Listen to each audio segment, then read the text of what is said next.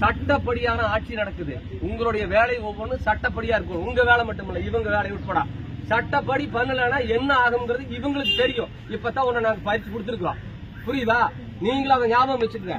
நீங்க ஒன்னும் கடவுள் இல்ல, அல்லது நீங்க ஒன்னும் அரசர் இல்ல. நாங்க ஒன்னும் உங்ககிட்ட பிச்சை கேட்டு வந்த ஆளுங்க இல்ல. புரியுதா? நீங்க இந்த டாக்குமெண்ட் ரைட் கிட்ட பேசுற மாதிரி எல்லாம் பேசுறீங்கன்னா வேற விதமாய் போயிடும். அதை நீங்க ஞாபகம் வச்சுக்கோங்க. இப்போ போலீஸ் வந்திருக்கிறது மாவட்ட நிர்வாகத்துக்காக. இன்னும் இவங்க கிட்ட கேள்வி கேட்டா இவங்க பதில் சொல்ல வேண்டி இருக்குது. நான் பரவாயில்ல நுட்டி வச்சிருக்கிறேன். புரியுதா? நீங்க இப்படி ஆட்டிட்டு உள்ள போய் உட்கார்ந்துட்டு நீங்க மாமூல் வாழ்க்கையை தொடர்ந்துக்கலாம் நினைக்க வேண்டாம். எல்லாம் வச்சிருக்கிறோம். உங்களை டிராப் பண்றதுக்கு எங்ககிட்ட 10 வழி இருக்குது. அது ஞாபகம் வச்சுக்கோங்க. நாங்க தான் ரெஜிஸ்டர் ஆபீஸ்க்கு வரணும்.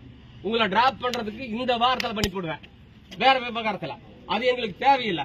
ஒழுக்கமா இதுக்கு பதில் சொல்லி சரியா பண்ணிட்டு போனீங்கன்னா பிரச்சனை முடியும். அதை ஞாபகம் வச்சுங்க. எதுக்காக நீங்க ரெஜிஸ்டர் பண்ண மாட்டேன்னு சொன்னீங்க?